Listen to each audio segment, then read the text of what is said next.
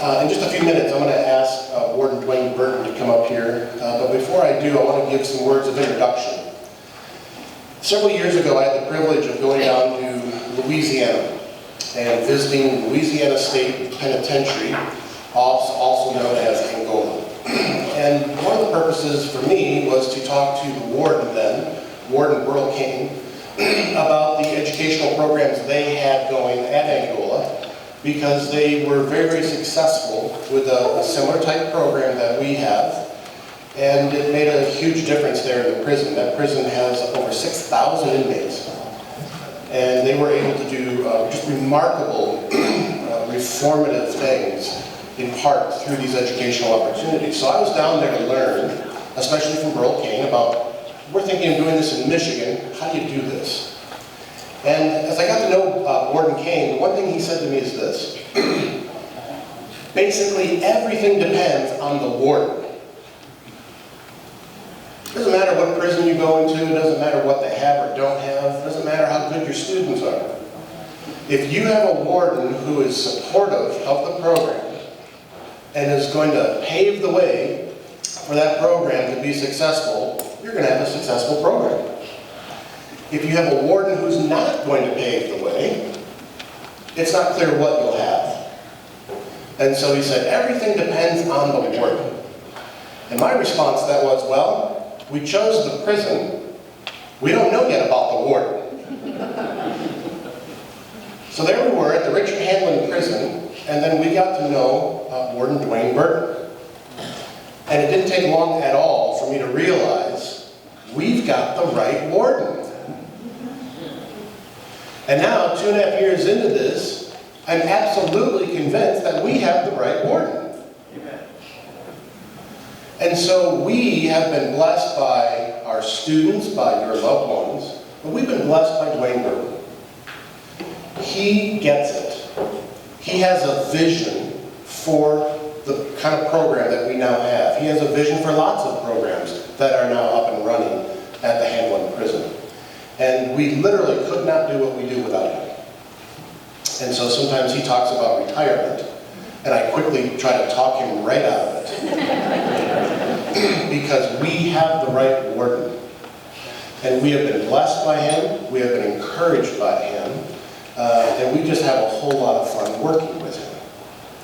So I want to ask DeWayne Burton to come up here and just say a few words about his perspective as warden of Richard Handlon Prison. And once we finish there, we'll have some opportunities for questions and answers if you have some comments or questions you'd like to ask any one of us. So, Warden Burton, would you please come forward? What I'm going to do is just kind of talk about some of the programs, some of the accomplishments that we've accomplished the last year since I spoke to you last year this time, and those that is your first time. Just to kind of give you an idea on where the facility is going and how we're kind of pulling the rest of the department along with us, the rest of the MDOC. We get a lot of visitors. I believe year to date I've had 27 senators in this year. Probably one of the most humorous things was I had one of them was talking to Sean England, and they got into a debate on morality. I just walked off. I come back 15 minutes later and they were still talking about it. And when I walked out, and we were in the middle of the housing unit, this is the cell block where everybody in this program lives. And when I was walking with the senator, he looked at me, he says, "Is this what they're learning in Calvin?" I said, "Yeah, you'd be surprised." You know? So Sean is actually, he asked me for his address, so he's going to write the senator and just thank him for coming in. But I mean, I have a ton of programs, but at the end of the day, I would say the DNA and the core of some of the programs that I'm going to talk about, it starts with Calvin. Before we started our vocational programs, Calvin was the first one.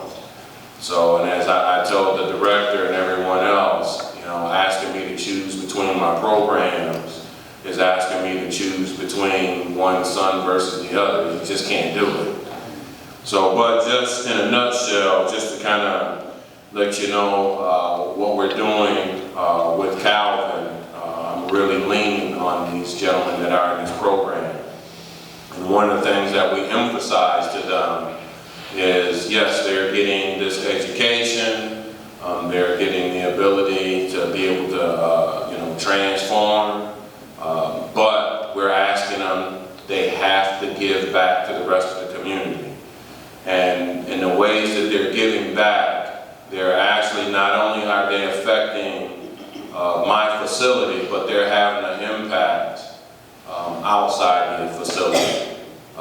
Huge impacts, and I'm going to talk about some of them. One of the programs that we have is a Leader Dog program. We literally bring these puppies in at 8 weeks, 6 to 8 weeks old. These puppies are not normal puppies. These puppies are worth about $50,000 a piece. After going down to Leader Dog and seeing how this actually works, but they may have a female right now, and it's a specific puppy they want to build, that they want to create. They may get semen from 25 years ago, because DNA, it would be a perfect match for what they want to make. And these dogs are shipped all over the world. And I got a letter, it's probably about 3 weeks ago. I got to make a copy, and I want to give it to the gentleman that actually raised this puppy. But I got a couple of puppies that have graduated. One of them had one of the highest scores ever when they graded them out. And I got a letter from a young lady who's blind, and she told me that basically she was pretty much confined to her house unless someone actually came to pick her up and take her where she needed to go. And now that she has the dog that we raised inside my facility, she said that she has an entire different world. You know, when she wants to go to the store or whatever she wants to do, she actually has the freedom to do it. You know, that's making a huge impact from inside the walls of a prison. Some of the other things that we do is I have a program called the Vocational Village, is what we named it. It's something that has not been done anywhere in the country. And basically what we're doing with this program is we have building trades program, where they learn everything about carpentry and building houses, setting windows, doors, and we have specialty work where they learn how to do cabinetry. We also have a plumbing and an electrical class. I have a automotive class. The thing that's unique about the automotive class is they actually get to take their state exams while they're incarcerated. I have right now, I think I have probably 45 state of Michigan licensed mechanics at my facility right now. Some of the other programs, we have a CNC, which is computer numeric control. What CNC is basically when you deal with mass production, like on assembly lines, when you're making ball joints at General Motors, the machines that produce these parts has to be programmed. You have to know how to speak the language to the machines. And so I have that class that they also take. And then I have a welding class. A lot of other facilities have had these classes, but we took it one step further. When I initially talked to the director about doing this program, she said, you know, I want to put this program together. And she says, I want to get these guys prepared to get jobs when they get out. And I just kind of looked at her. I said, well, why don't we find them jobs before they get out? And I was told, well, you know, that's pretty tall order to stand with. Why don't we just get them prepared for when they get out? So here we are. We finished our first year of this program. We've had Fortune 500 companies coming in, where they bring their entire human resource department in. I have larger automotive dealerships. coming in and hiring these guys, but as of right now, I'm sitting at about 75% of my guys are actually working that leave the facility in their field that they study.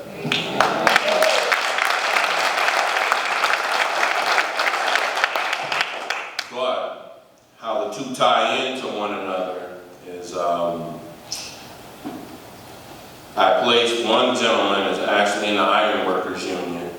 He's actually down in Detroit right now where they're building a new hockey arena and where the Detroit Pistons are going to be playing. He's actually into the Iron Workers Union right now. I have a couple gentlemen. We have a program called Trading Places. And what Trading Places is we've worked a partnership with the Department of Labor and the Laborers Union, Local 1191. And basically what we do is the guys that are in my vocational program, before they get out, in a sense they get to trade their prison number for a union card number.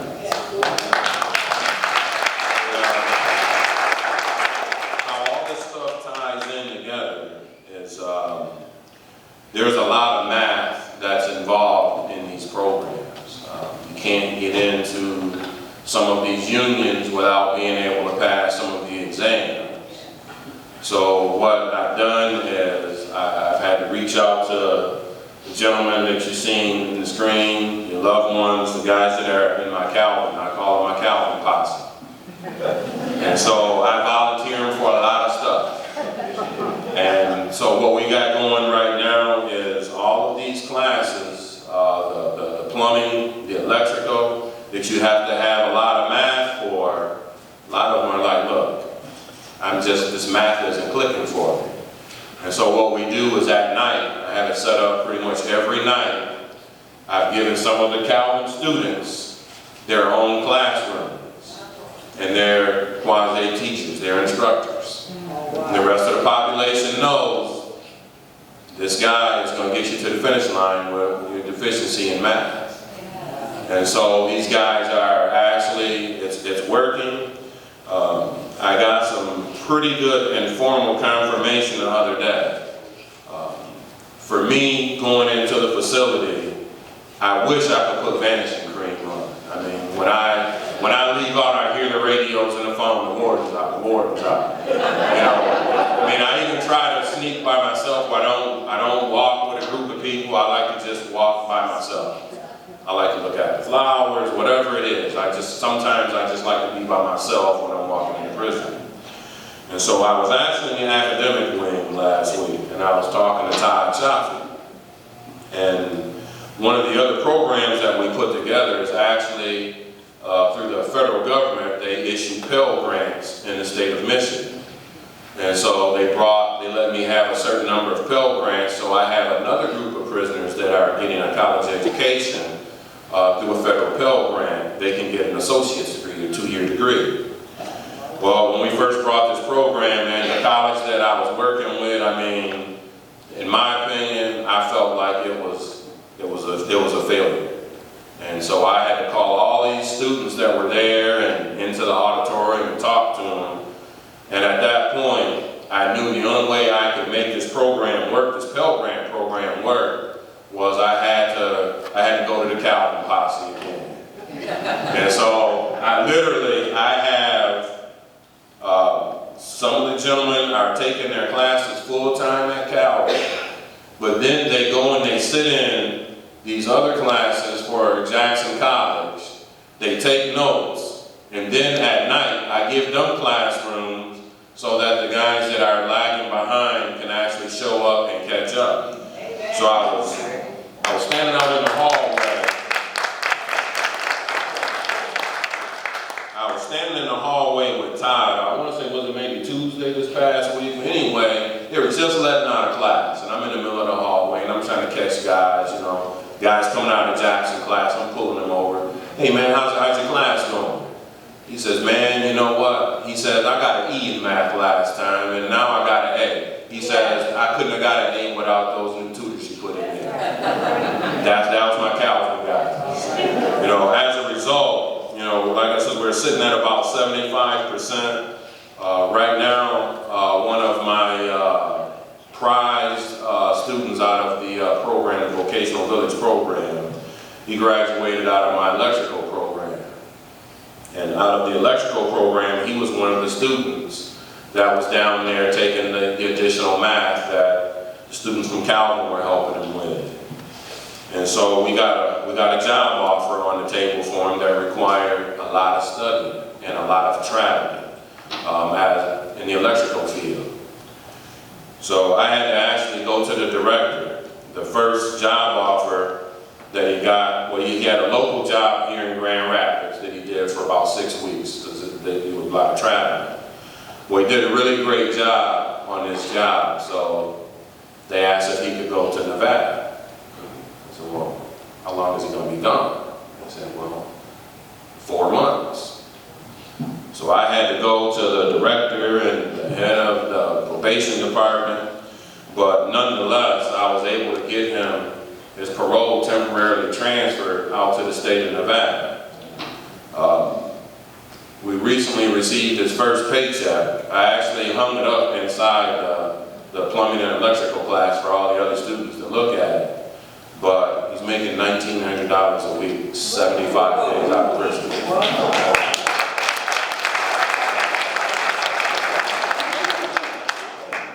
From a warden's point of view, the other benefits that this brings is, I mean, I get all kinds of, it's kind of like I can ask for almost a wish list, and I know I'm going to get it from Calvin. One of the things I was out and about, and they pulled me in and they made this video. It's kind of like an orientation video. You know, welcome to Calvin. It would be for a new prisoner arriving. You know, welcome to Calvin, welcome to Handlon Facility. You know, and it talks about all the different programs we got, how the facility operates, the whole nine. So I'm sitting in the middle of this Calvin class, and I'm looking at this video, and I'm thinking, man, this is great. So what I'm going to wind up doing is that video is actually going to be played throughout the facility. And then we're also going to mandate any new arrivals that come to the facility will have to look at this video that one of the students in this program put together, just explaining the vision of the facility. I thought that was neat. But from a warden's point of view, some of the benefits that I get, misconduct tickets that we have in prison, my numbers are like so low it's almost off the charts. Amen. You know, I look at how we started this with Calvin, and then I let them influence all the prisoners that are in the vocational program, so everyone kind of gets to see these guys as role models. Critical incidents. I actually was looking at my last month. I didn't have a critical incident for the whole month.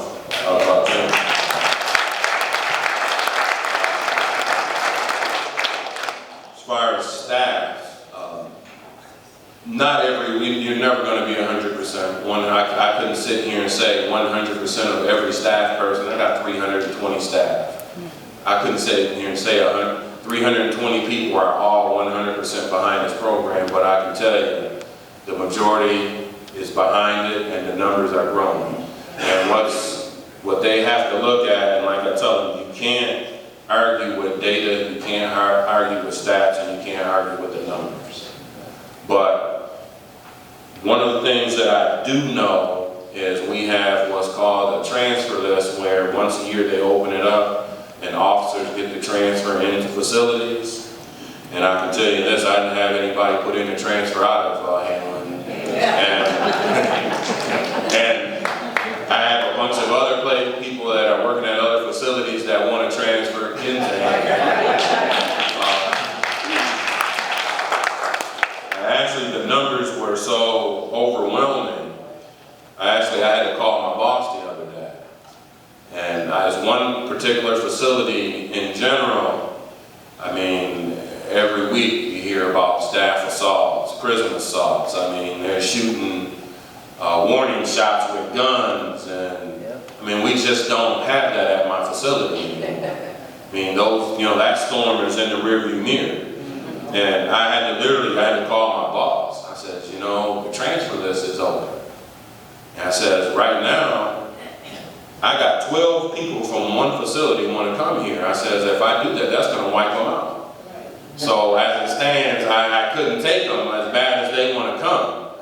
You know, but I think that goes with the testament and the example that we started when we started the Calvin program, and we've expanded it out. I kind of look at it as taking a stone and tossing it in the pond, and you see it ripple and it starts spreading. And that's where we started with the Calvin program. Amen. Thank you.